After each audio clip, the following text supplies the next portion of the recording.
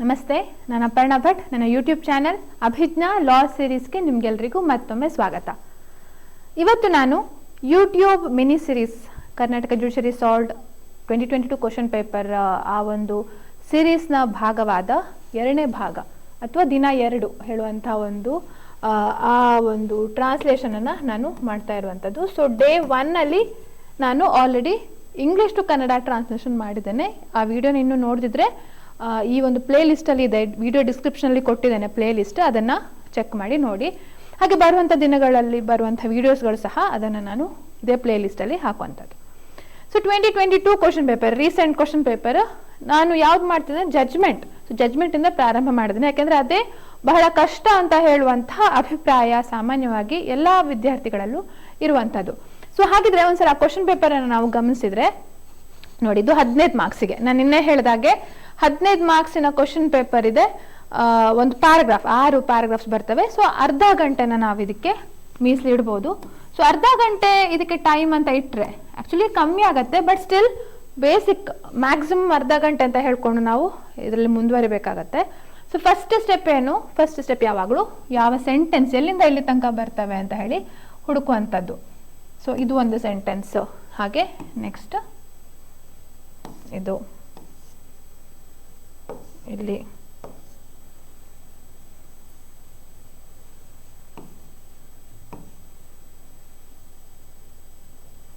So ಒಂದು 10 sentence ಇರ್ಬೋದು ಅಂದಾಜಲ್ಲಿ ನಾವು ನೋಡ್ಲಿಕ್ಕೆ ಹೋದ್ರೆ ಇಟ್ಟಿರುತ್ತದೆ. ಆ ಫುಲ್ ಸ್ಟಾಪಿನ ಒಂದು ಜಾಡನ್ನ ಹಿಡ್ಕೊಂಡು ನಾವು ಮುಂದುವರಿತಾ ಹೋಗ್ಬೇಕು. ಅಂದ್ರೆ ಅಂದಾಜು ಎಷ್ಟೆಷ್ಟು ಇದು ಇಲ್ಲಿ ನಾವು ಸಾಮಾನ್ಯವಾಗಿ ಕಾಣುವಂಥ ಶಬ್ದ ಕಾಲಮಿತಿ ಬಾಧೆ, ಅಂದ್ರೆ ಈ ಲಿಮಿಟೇಷನ್ಗೆ ಸಂಬಂಧಪಟ್ಟ ಹಾಗೇನೋ ಇರುವಂತಹ ಒಂದು ಜಜ್ಮೆಂಟ್ ಇದು. ಸೊ ಸುಮಾರು 10 ಇರ್ಬೋದು ಅಂದಾಜಲ್ಲಿ ನಾವು ತಗೊಂಡ್ರೆ, 10 ಸೆಂಟೆನ್ಸ್. ಇದು ಫುಲ್ ಒಂದು ಕಂಪ್ಲೀಟ್ 4-5 ಸೆಂಟೆನ್ಸ್ ಸೇರಿ ಒಂದು ಸೆಂಟೆನ್ಸ್ ಆಗ್ತವೆ. ಹಾಗೆ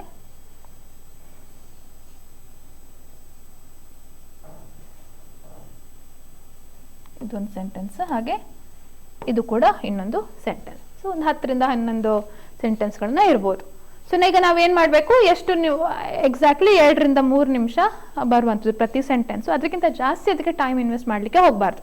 ಸೊ ಏನು ನಿಮಗೆ ಈ ಒಂದು ಸೆಂಟೆನ್ಸ್ ನೋಡಿದ್ಕೊಳ್ಳಿ ಏನು ಅರ್ಥ ಬರುತ್ತೆ, ಅದನ್ನ ಆದಷ್ಟು ಆ ಶಬ್ದಗಳ ಒಂದು ಕಷ್ಟ ಶಬ್ದಗಳನ್ನ ಹುಡುಕೊಂಡು ಆ ಶಬ್ದಗಳದ್ದು ಅರ್ಥ ಬರುವಾಗೆ ಬರೆದು ಅದನ್ನ ಸರಿಯಾಗಿ ಆ 2-3 ನಿಮಿಷದ ಒಳಗೆ ಪ್ರತಿ ಸೆಂಟೆನ್ಸ್ ಅನ್ನು ಕೂಡ ಟ್ರಾನ್ಸ್ಲೇಷನ್ ಮಾಡುವಂತ. ಬರ್ಲಿಲ್ವಾ, ಏನ್ ಅರ್ಥ ಆಗುತ್ತೆ ಅದನ್ನ ಬರೀರಿ, ಅಷ್ಟೇ ಬರೆದ್ರೆ ಸಾಕು. ನೆಕ್ಸ್ಟ್ ಸೆಂಟೆನ್ಸ್ಗೆ ಹೋಗಿ. ಒಂದೇ ಸೆಂಟೆನ್ಸ್ ಮೇಲೆ ಸ್ಟ್ರಕ್ ಆಗಿ ಕುತ್ಕೊಳ್ಬಾರ್ದು ಯಾವತ್ತು. ಯಾಕಂದ್ರೆ there will be lots of depositions ಅಲ್ಲೆಲ್ಲ 15-20 ಸೆಂಟೆನ್ಸ್ಗಳು ಇರ್ತವೆ. ನೀವು ಪ್ಯಾರಾಗ್ರಾಫ್ ಹೋಗೋದಕ್ಕಿಂತ 15-20 ಸೆಂಟೆನ್ಸ್ ಹೋದ್ರೆ ಡೆಪೋಸಿಷನ್ಸ್ ಕಂಪ್ಯಾರಿಟಿವ್ಲಿ ಈಸಿ. 1 ನಿಮಿಷ ಅಥವಾ 1 ಲೈನಿಗೆ ಅರ್ಧದಿಂದ 1.25 ನಿಮಿಷ ತನಕ ಆಗುವಂಥದ್ದು. ಸೊ ಆ ಟೈಮನ್ನು ಉಳಿಸ್ಕೊಂಡ್ರೆ ನಿಮಗೆ ಈ ಜಜ್ಮೆಂಟ್ ರೈಟಿಂಗ್ ಅಲ್ಲಿ ಜಾಸ್ತಿ ಆಗುತ್ತೆ. ಸೊ ನಾವಿಲ್ಲಿ ನೋಡ್ಲಿಕ್ಕೆ ಹೋದ್ರೆ ಕ್ವಶನ್ ಪೇಪರ್ನ ನೋಡೋಣ. ಸೊ ಇದ್ರದ್ದು ನೋಟ್ಸ್ ಆನ್ಸರ್ಸ್ ಏನಿದೆ ಅದನ್ನು ನಾನು ವಾಟ್ಸಪ್ ಚಾನಲಲ್ಲಿ ಹಾಕ್ತೇನೆ. ಆ ವಾಟ್ಸಪ್ ಚಾನಲ್ ಡಿಸ್ಕ್ರಿಪ್ಷನ್ ಈ ವಿಡಿಯೋ ಲಿಂಕಲ್ಲಿ ಕೊಟ್ಟಿದ್ದೇನೆ, ಅದನ್ನು ಕೂಡ ನೀವು ಜಾಯಿನ್ ಆಗ್ಬೋದು. ಸೊ ನೋಡಿ, ಫಸ್ಟ್ ಸೆಂಟೆನ್ಸು, ಈ ವಿವಾದಾಂಶಗಳು ಅಂದ್ರೆ ಏನು? ವಿವಾದಾಂಶಗಳು ಅಂದ್ರೆ ಇಶ್ಯೂಸ್. ದಾವಾ ಕಾಲಮಿತಿ ಬಾಧೆಗೆ ಒಳಪಟ್ಟಿದೆ. So this suit is barred by limitation ಹೇಳುವಂಥ ಒಂದು ಅದಕ್ಕೆ ಸಂಬಂಧಿಸಿದ್ದು. ಮತ್ತು ಪ್ರತಿಕೂಲ ಸ್ವಾಧೀನ ಅಂದ್ರೆ ಅಡ್ವರ್ಸ್ ಪೊಸೆಷನ್. ಸ್ವಾಧೀನ ಅಂದ್ರೆ ಪೊಸೆಷನ್, ಪ್ರತಿಕೂಲ ಅಂದ್ರೆ ಅಡ್ವರ್ಸ್. ಸೊ ಅದರ ಮುಖಾಂತರ, so by way of adverse possession ಏನ್ ಮಾಡ್ತಿದ್ದಾರೆ, ದಾವಾ ಆಸ್ತಿಯ ಮೇಲೆ ಮಾಲೀಕತ್ವವನ್ನು ಗಳಿಸಿರುವುದಕ್ಕೆ. So acquired ownership over the ದಾವಾ ಆಸ್ತಿ, ಸೂಟ್ ಶೆಡ್ಯೂಲ್ ಪ್ರಾಪರ್ಟಿ ಅಥವಾ ಸೂಟ್ ಪ್ರಾಪರ್ಟಿ ಅಂತ ತಗೊಳ್ಬಹುದು. It is relating to the defendant acquiring ownership over the schedule property by way of adverse possession and the suit is barred by limitation. So the issue is relating to that ಅಂತ ಹೇಳುವಂಥದ್ದು ಅರ್ಥ. So ಅದನ್ನು ಇಂಗ್ಲಿಷಲ್ಲಿ ಬರೋದಾದ್ರೆ ಏನಾಗುತ್ತೆ ನೋಡಿ, ಈ ವಿವಾದಾಂಶಗಳು.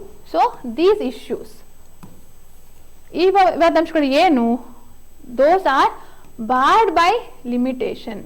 ಈ ದಾವಾ ಕಾಲಮಿತಿ ಬಾಧೆಗೆ ಒಳಪಟ್ಟಿದೆ. Or relating to suit barred by limitation ಅಂತ ಹಾಗೆ ಕೂಡ ತಗೊಳ್ಬೋದು. ಮತ್ತೇನಾಯ್ತು, ಇಟ್ ರಿಲೇಟ್ಸ್ ಟು ಯಾವುದಕ್ಕೆ ಸಂಬಂಧಿಸಿದಾಗಿದೆ? ಡಿಫೆಂಡೆಂಟ್ಸ್ ಓನರ್ಶಿಪ್ ಅಥವಾ ಡಿಫೆಂಡೆಂಟ್ ಅಕ್ವೈರಿಂಗ್ ಓನರ್ಶಿಪ್ ಅಂತ ತಗೊಳ್ಬೋದು. Defendant acquiring ownership over suit property, ದಾವಾ ಆಸ್ತಿ. ಹೇಗೆ? ಬೈ ವರ್ಚ್ಯೂ ಅಥವಾ by way of adverse possession. So ಇದು ಫಸ್ಟ್ ಸೆಂಟೆನ್ಸ್ ಅಂತ ನಾವು ತಗೊಳ್ಬೋದು. ಸೊ ಸಿಂಪಲ್, ವೆರಿ ಸಿಂಪಲ್, ಕಷ್ಟ ಇಲ್ಲ. ಈ ಕನ್ನಡದಿಂದ ಆಂಗ್ಲ ಭಾಷೆದ ಏನು 2022ನೇ ಕ್ವಶನ್ ಪೇಪರ್ ಬಂದಿತ್ತು ಅದಂತ ಕಷ್ಟ ಇಲ್ಲ. ಕಷ್ಟ ಇದ್ರೆ ಸುಮಾರು 2020ನೇದು ಯಾವುದೋ ಒಂದು ವರ್ಷದ ಕ್ವಶನ್ ಪೇಪರ್ ಇದೆ, 2019 2020, ಅದು ಸ್ವಲ್ಪ ಕಷ್ಟ ಇದೆ. ಬಿಟ್ರೆ ಬೇರೆ ಎಲ್ಲ ಅಂಥ ಅಂದ್ರೆ ನೋಡ್ಲಿಕ್ಕೆ ಸ್ವಲ್ಪ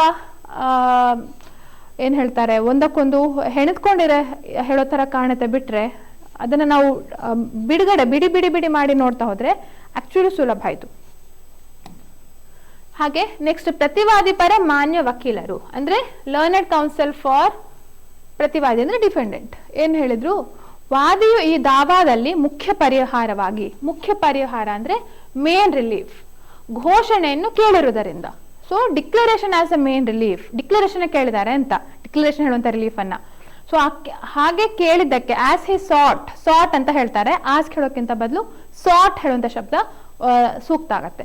ಕಾಲಮಿತಿ ಅಧಿನಿಯಮ 1963ರ ಅನುಚ್ಛೇದ ಅನ್ವಯವಾಗುತ್ತಿದ್ದು ಅಂದ್ರೆ ಯಾವ್ದು ಅಪ್ಲೈ ಆಗತ್ತೆ?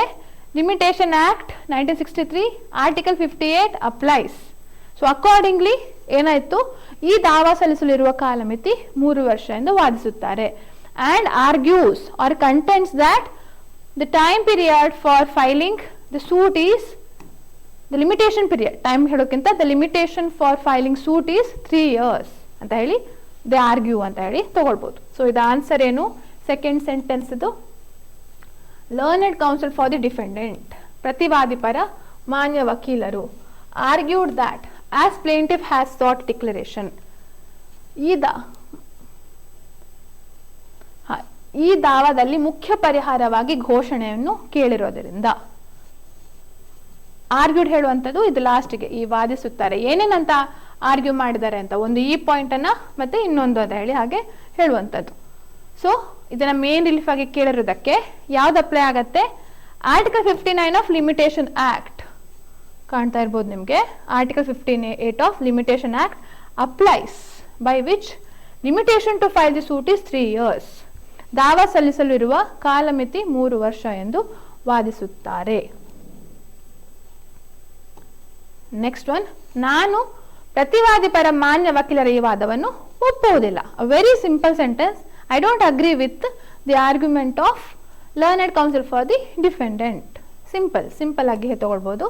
So I do not agree with this argument, ಈ ವಾದ ಅಂತ ಇದೆಲ್ಲ, ಸೊ ಅದಕ್ಕೋಸ್ಕರ this argument of learned counsel for the defendant. So next one, ಯಾಕೆಂದರೆ ಬಿಕಾಸ್ ವಾದಿಯು ಈ ದಾವಾದಲ್ಲಿ ಘೋಷಣೆಯ ಪರಿಹಾರದ ಜೊತೆಗೆ he has sought along with, so ಒಂದ್ರ ಜೊತೆ ಒಂದು ಅಂತ ಹೇಳಿ, so a sought declaration along with possession of the suit property. ಕೇಳಿರುತ್ತಾರೆ ಹೇಳೋದಕ್ಕೆ sought. in this suit ಏನ್ ಕೇಳಿದ್ದಾರೆ? ಜೊತೆ ಅಂದ್ರೆ along with. So he has sought the relief of declaration along with possession of suit property. So simple ಆಗಿ ಆ ಶಬ್ದಗಳದು ಇದು ಭಾವನೆ ತಿಳ್ಕೊಂಡ್ರೆ ಯಾವ್ದು ನಂತರ ಯಾವುದು, ಯಾವ ಭಾಷೆಯಲ್ಲಿ ಯಾವ ಭಾವ ಫಸ್ಟ್ ಬರುತ್ತೆ ಅಂತ ಹೇಳಿ ತಿಳ್ಕೊಂಡ್ರೆ ಸುಲಭ ಆಗತ್ತೆ. So because plaintiff has also sought for, ಅದ್ರ ಜೊತೆಗೆ ಕೇಳಿದ್ದಾರೆ ಅಂತ ಹೇಳಿ, for relief of possession of property along with the declaration ಅಂತ ಹೇಳಿ ಆನ್ಸರ್ ಆಗತ್ತೆ. ಸೊ ನೆಕ್ಸ್ಟ್, ಒಂದು ದಾವಾದಲ್ಲಿ ಘೋಷಣೆ ಮತ್ತು ಸ್ವಾಧೀನದ ಪರಿಹಾರವನ್ನು ಕೇಳಿದಾಗ, so in one suit when declaration and when the relief of ಪರಿಹಾರ ಅಂತ ಕೇಳಿದಲ್ಲ, so the relief of declaration and possession ಅಂತ ಹಾಗೆ ತಗೊಳ್ಬಹುದು. ವೆನ್ ಇಟ್ ಸಾಟ್ ಫಾರ್, ಆ ದಾವಾಕ್ಕೆ ಫಾರ್ ದ ಸೆಟ್ ಸೂಟ್ ಏನಾಗುತ್ತೆ? ಕಾಲಮಿತಿ ಅಧಿನಿಯಮ 1900ರ ಅನುಚ್ಛೇದ 65 ಅನ್ವಯವಾಗುತ್ತಿದ್ದು. So article 65 of limitation act of 1963 applies. ಆ ಪ್ರಕಾರ ಇನ್ ದ ಸೆಡ್ ಮ್ಯಾನರ್ ಆ ದಾವಾ ಕಾಲಮಿತಿಗೆ 12 ವರ್ಷಗಳಾಗಿರುತ್ತವೆ. So the limitation for the set suit is 12 years ಅಂತ ಹೇಳಿ ನಾವು ನೋಡ್ಬೋದು. So when relief of declaration and possession is sought for in the suit ಅಥವಾ ಇನ್ ಒನ್ ಸೂಟ್ ಅಂತ ಹಾಗೆ ತಗೊಳ್ಬೋದು. ಸೊ ಒಂದು ದಾವಾದಲ್ಲಿ ಘೋಷಣೆ ಮತ್ತು ಸ್ವಾಧೀನದ ಪರಿಹಾರವನ್ನು ಕೇಳಿದಾಗ ಆ ದಾವಾಕ್ಕೆ ಇನ್ ಒನ್ ಸೂಟ್ ಇದು ಒಂದು, ಕಾಲಮಿತಿ ಇದು ಒಂದು ಇಲ್ಲಿ ತನಕ. Article 65 of limitation act of 1963 ಅನ್ವಯವಾಗುತ್ತಿದ್ದು, ಅಪ್ಲೈಸ್ ಅಥವಾ ಈಸ್ ಅಪ್ಲಿಕೇಬಲ್. ನೀವು ಹೇಗೆ ಸೆಂಟೆನ್ಸ್ ತಗೊಳ್ತೀರ ಅದ್ರ ಮೇಲೆ ಹೋಗುತ್ತೆ. ಈಸ್ ಅಪ್ಲಿಕೇಬಲ್ ಆ್ಯಂಡ್ ಅಕಾರ್ಡಿಂಗ್ಲಿ, ಆ ಪ್ರಕಾರ ಅಥವಾ in the said manner. Limitation for the suit is 12 years, 12 ವರ್ಷ. ಕಾಲಮಿತಿ ಅಂದರೆ ಲಿಮಿಟೇಷನ್ ಫಾರ್ ದಿ ಸೂಟ್. ಅದೇ ಅದು ಅರ್ಜಿ ಆದರೆ ಅಪ್ಲಿಕೇಶನ್ ಅಂತ ಆಗತ್ತೆ. ಮೇಲ್ಮನವಿ ಅಂದರೆ ಅಪೀಲ್. ಸೊ ಯಾವುದಕ್ಕೆ ಕಾಲಮಿತಿ ಅಂತ ಹಾಗೆ ಬದಲಾವಣೆ ಆಗಿ ಬರ್ತವೆ. ಸೊ ಇದು ಒಂದಾಯಿತು. ಇನ್ನು ನೆಕ್ಸ್ಟ್, ಈ ನನ್ನ ಅಭಿಪ್ರಾಯವು ಗೌರವಾನ್ವಿತ ಕರ್ನಾಟಕ ಉಚ್ಚ ನ್ಯಾಯಾಲಯದ. So this decision of mine is based on ಒಂದು decision reported in AIR 1991 Karnataka 273 of honourable high court of Karnataka. Is based on, ಆಧಾರದ ಪ್ರಕಾರವಾಗಿದೆ ಹೇಳೋದಕ್ಕೆ. ಇಟ್ಸ್ ಬೇಸ್ಡ್ ಆನ್ ಅಥವಾ ಇಸ್ ಅಕಾರ್ಡಿಂಗ್ ಟು ಅಂತ ಹೇಳಿ ನೋಡಿ. So this declaration, this decision, declaration ಅಲ್ಲ, so this decision of mine is relied upon ಅಥವಾ based upon honourable Karnataka high court's decision ಅಥವಾ decision of the honourable high court ಅಂತ ತಗೊಳ್ಬಹುದು, ವಿಚ್ ಈಸ್ ರಿಪೋರ್ಟೆಡ್ ಇನ್ ಇದು. ಅದೇ ಕೇಸ್ ಹೆಸರು ಇದ್ದಿದ್ರೆ ಅಲ್ಲೂ ಕೂಡ, ಆಗ ನಾನು ನಿನ್ನೆ ಹೇಳಿದಲ್ಲ ಹರಿಹರನ್ ಅಂತ ಏನೋ ಒಂದು ಕೇಸ್ ಇತ್ತು, ಅದೇ ರೀತಿ ಇಲ್ಲಿ ಕೇಸ್ ಹೆಸರು ಹಾಕಿದ್ರೆ ಕೇಸ್ ಹೆಸರು ಕೂಡ ಇಲ್ಲಿ ಬರಿಬಹುದು. ಸೊ ಇದಾಯ್ತು. ನೆಕ್ಸ್ಟ್, ಆ ತೀರ್ಪಿನಲ್ಲಿ ಇನ್ ದಿ ಸೆಡ್ ಡಿಸಿಷನ್ ಗೌರವಾನ್ವಿತ ಕರ್ನಾಟಕ ಉಚ್ಚ ನ್ಯಾಯಾಲಯವು, so high court of Karnataka, honourable high court of Karnataka ಏನ್ ಹೇಳಿದೆ, ವಾದಿಯು ತನ್ನ ಮಾಲೀಕತ್ವವನ್ನು ಘೋಷಿಸಬೇಕು. The plaintiff has to declare his ownership, ಮಾಲೀಕತ್ವ ಅಂದ್ರೆ ಓನರ್ಶಿಪ್ ಎಂದು ಪರಿಹಾರ ಕೋರಿ ಅದರೊಂದಿಗೆ ಆಸ್ತಿಯ ಸ್ವಾಧೀನವನ್ನು ಕೊಡಬೇಕು ಎಂದು ಕೇಳಿದಲ್ಲಿ.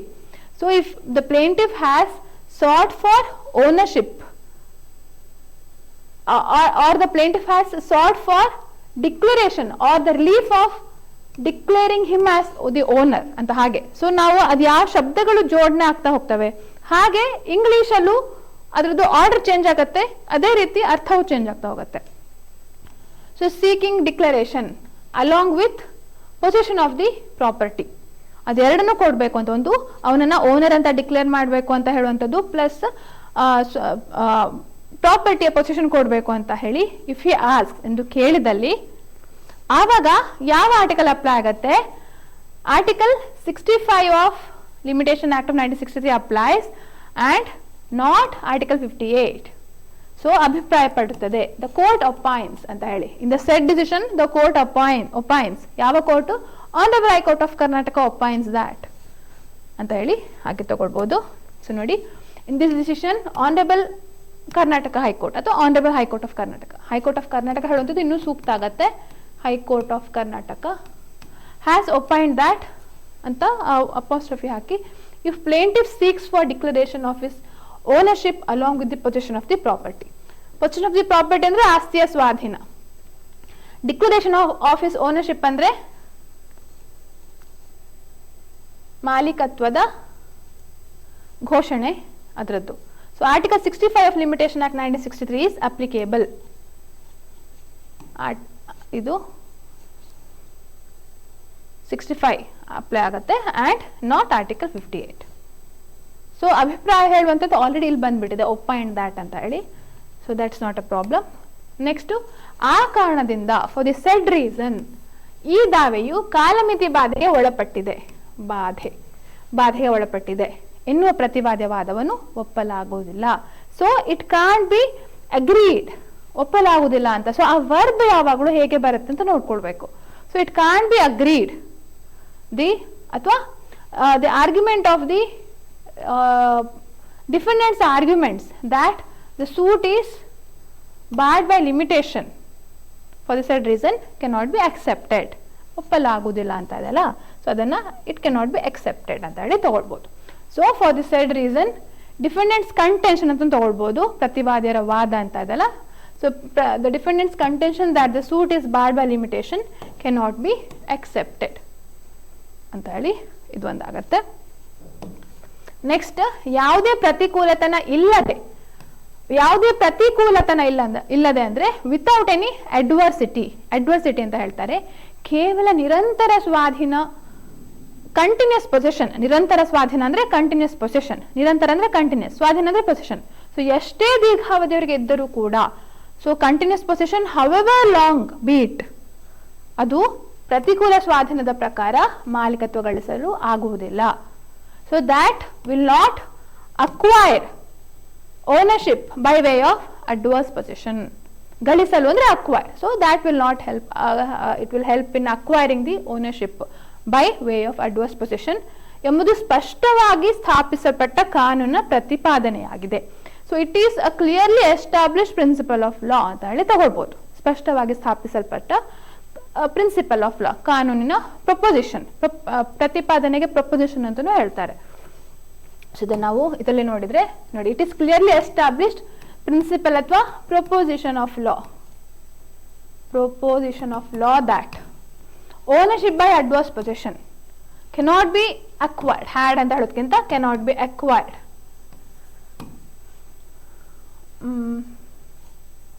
ಪ್ರತಿಕೂಲ ಸ್ವಾಧೀನದ ಪ್ರಕಾರ ಮಾಲೀಕತ್ವ ಗಳಿಸಲು, ಇಲ್ಲಿದೆ ನೋಡಿ, ಓನರ್ಶಿಪ್ ಕೆನಾಟ್ ಬಿ ಅಕ್ವೈರ್ಡ್. ಹೇಗೆ? By way of continuous possession however long be it, ಎಷ್ಟೇ ದೀರ್ಘಾವಧಿಯಾಗಿದ್ದರೂ ಕೂಡ, however for a long period. ಆದ್ರೆ ಎಷ್ಟೇ ದೀರ್ಘಾವಧಿ ಇದ್ರೂ ಸಹ ಅದಕ್ಕೆ ಅಡ್ವರ್ಸಿಟಿ ಹೇಳುವಂಥದ್ದಿಲ್ಲ, ಅಂದ್ರೆ ಯಾವುದೇ ಪ್ರತಿಕೂಲತನ ಇಲ್ಲದೆ ಇದ್ರೆ ಅವಾಗ ಏನಾಗತ್ತೆ, it does not confer title, ಯಾವುದೇ ರೀತಿಯ ಮಾಲೀಕತ್ವ ಗಳಿಸಲು ಆಗುವುದಿಲ್ಲ. Okay, it does not allow him to acquire ownership. ಹಾಗೂ ಕೂಡ ಇದನ್ನ ತಗೊಳ್ಬಹುದು. ನೆಕ್ಸ್ಟ್, ಬೇರೆಯವರ ಮಾಲೀಕತ್ವಕ್ಕೆ ಸೇರಿದ ಆಸ್ತಿಯ ಮೇಲೆ ಪ್ರತಿಕೂಲ ಸ್ವಾಧೀನದ ಮೂಲಕ. So the property belonging to someone's ownership or another's ownership ಅಂತ ತಗೊಂಡು, over that the property belonging to ಅಂದ್ರೆ ಏನ್ ಹೇಳ್ತಾರೆ, ಆ ಪ್ರಾಪರ್ಟಿಯ ಮೇಲೆ, over such property belonging to the third person ಅಥವಾ ಅನದರ್ ಪರ್ಸನ್, ಪ್ರತಿಕೂಲ ಸ್ವಾಧೀನದ ಮೂಲಕ ಮಾಲೀಕತ್ವವನ್ನು ಗಳಿಸಲು, in order to obtain ownership, in order to acquire ownership by way of adverse possession, ಏನ್ ಬೇಕು? ಬೇರೆಯವರ ಪ್ರಾಪರ್ಟಿ ಮೇಲೆ ಇರುವಂತಹ ಓನರ್ಶಿಪ್, ಬೇರೆಯವರ ಪ್ರಾಪರ್ಟಿ ಮೇಲೆ ಅಡ್ವರ್ಸ್ ಪೊಸೆಷನ್ ಮುಖಾಂತರ ಓನರ್ಶಿಪ್ ಗಳಿಸಲಿಕ್ಕೆ ವಾಟ್ ಈಸ್ ರಿಕ್ವೈರ್ಡ್, ಇಂಪಾರ್ಟೆಂಟ್ಲಿ ಅಥವಾ ಮೇನ್ಲಿ ಯಾರ ಮಾಲೀಕತ್ವಕ್ಕೆ ಆಸ್ತಿ ಸೇರಿದೆಯೋ, to whose ownership the property belongs, ಅವರ ಮಾಲೀಕತ್ವವನ್ನು ಪ್ರತಿವಾದಿಯು ಒಪ್ಪಿಕೊಳ್ಳಬೇಕಾಗುತ್ತದೆ. The defendant is supposed to accept the ownership of such defendant ಅಂತ ಹೇಳಿ ಆಗತ್ತೆ. ಸೊ ಆನ್ಸರ್ ನೋಡಿದ್ರೆ, defendant has to admit the ownership. ಒಪ್ಪಿಕೊಳ್ಳುವಂಥದ್ದು ಅಡ್ಮಿಟ್ ಅಂತನೂ ಆಗತ್ತೆ. He has to admit the ownership. ಇಲ್ಲಿಂದ ನಾನು ಲಾಸ್ಟ್ ಇಂದ ತಗೊಂಡಿದ್ದೇನೆ. Mainly of the ownership to which ಅಥವಾ ownership to whom property belongs, ವಿಚ್ಗಿಂತ ownership to whom property belongs, to acquire or obtain ownership,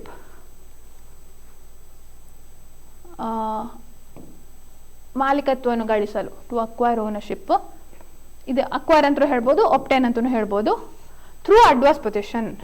so ಇಲ್ಲಿ ಏನಾಗತ್ತೆ, ಇದೊಂದು ಎಂಟೈರ್ ಒಂದು ಸೆಂಟೆನ್ಸ್, ಪ್ರತಿಕೂಲ ಸ್ವಾಧೀನದ ಮೂಲಕ ಮಾಲೀಕತ್ವವನ್ನು ಗಳಿಸುವುದು ಹೇಳುವಂಥದ್ದು ಎಂಟೈರ್ ಒಂದು ಸೆಂಟೆನ್ಸ್ ಆಗತ್ತೆ.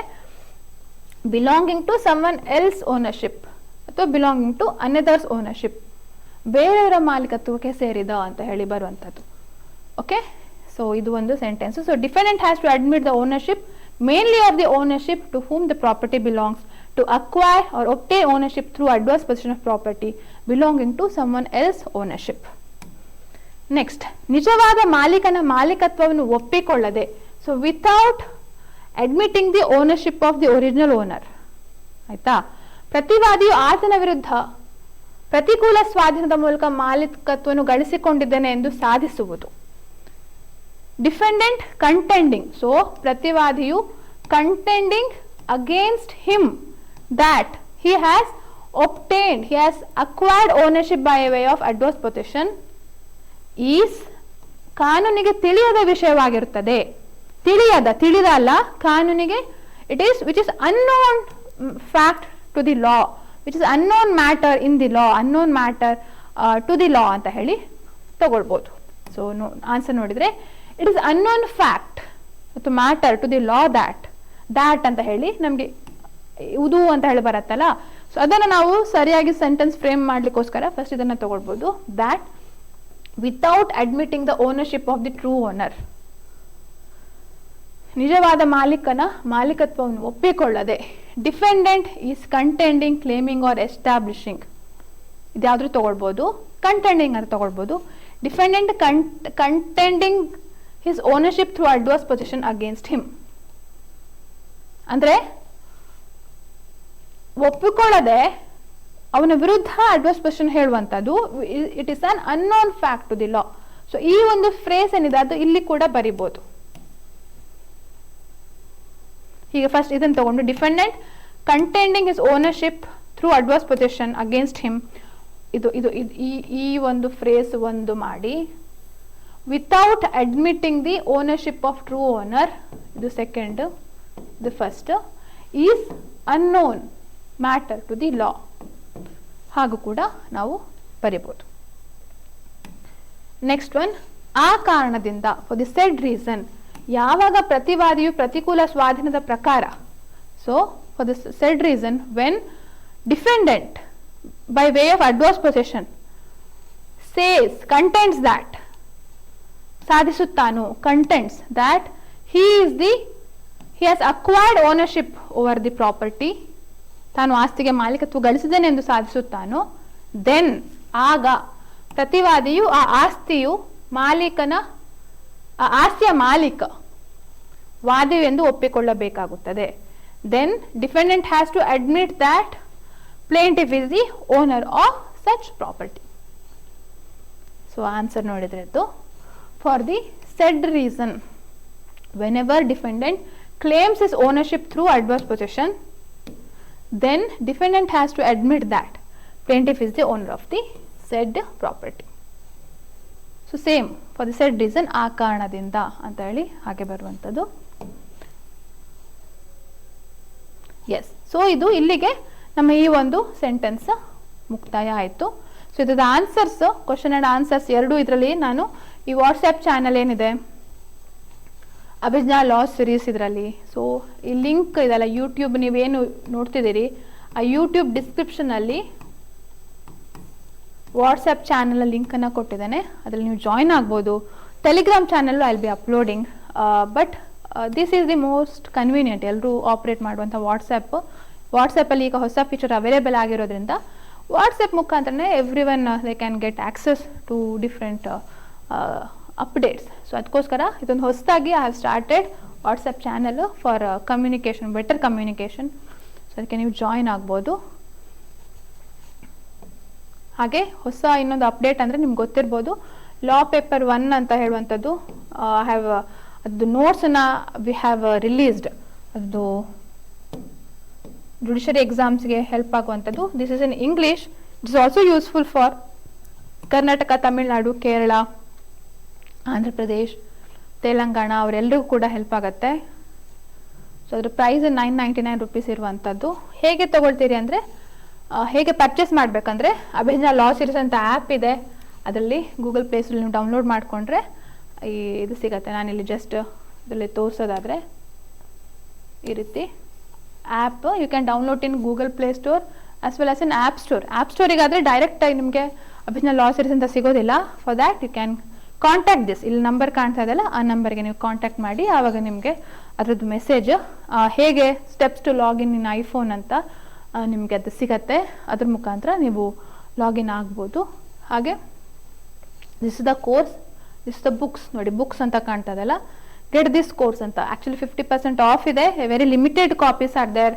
So if you want to purchase it immediately, and also it takes 4 to 7 days of delivery time. So ಅದಕ್ಕೋಸ್ಕರ ಏನು ಟೈಮ್ ಇದ್ದಾಗ ನೀವು if you purchase them then it would be more beneficial to you, ಬೇಗ ಕೂಡ ನಿಮಗೆ available ಆಗುತ್ತೆ.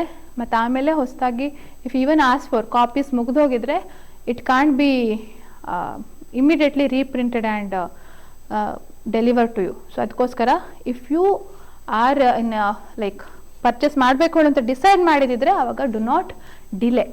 So ಅದಕ್ಕೆ get this course ಅಂತ ಹೇಳಿದ ಕೂಡಲೇ ಅವಾಗ ನಿಮ್ಮ ಅಡ್ರೆಸ್ ಫಾರ್ಮ್ ಒಂದು ಬರುತ್ತೆ. ಆ ಅಡ್ರೆಸ್ ಫಾರ್ಮನ್ನು ಫಿಲ್ ಮಾಡಿದರೆ ಆಮೇಲೆ ನೀವು ಪೇಮೆಂಟನ್ನು ಮಾಡ್ಬೋದು. ಬೇರೆ ಬೇರೆ UPI ಅಥವಾ net banking, debit, credit card ಮುಖಾಂತರ you can make the payment. So this is one such ಇದು ಅಂತ ಹೇಳ್ತಾ, ಹಾಗೆ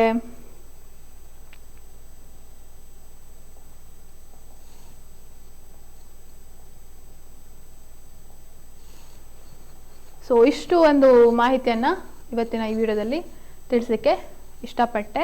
ಹಾಗೆ ನಾಳೆ ಇನ್ನೊಂದು 2022 ಕ್ವಶನ್ ಪೇಪರ್ನ ಒಂದು ವಿಷಯನ ಇಟ್ಕೊಂಡು ಐ ವಿಲ್ ಬಿ ನಿಮ್ಮ ಎದುರು we will be appearing. So ಹೀಗೆ ಈ 15 ದಿನಗಳ ಈ ಒಂದು ಯೂಟ್ಯೂಬ್ ಸರಣಿಯನ್ನು ಸರಿಯಾಗಿ ವೀಕ್ಷಿಸಿ ಆದಷ್ಟು ಅದರಿಂದ ಬೆನಿಫಿಟ್ ತಗೊಳ್ಳಿ ಅಂತ ಹೇಳ್ತಾ, ಲೈಕ್, ಕಮೆಂಟ್, ಶೇರ್, ಸಬ್ಸ್ಕ್ರೈಬ್ ಮಾಡಲಿಕ್ಕೆ ಮರಿಬೇಡಿ. ಏನಾದರೂ ಡೌಟ್ಸ್ ಇದ್ದರೆ ಇಲ್ಲಿ ಇರುವಂಥ ನಂಬರನ್ನು ನೀವು ಕಾಂಟ್ಯಾಕ್ಟ್ ಮಾಡಿ ಕೇಳ್ಬೋದು. ಸೊ ಇದಿಷ್ಟು ಈ ವಿಷಯವನ್ನು ಹೇಳ್ತಾ ಇವತ್ತಿನ ವಿಡಿಯೋನ ಮುಗಿಸ್ತಾ ಇದ್ದೇನೆ.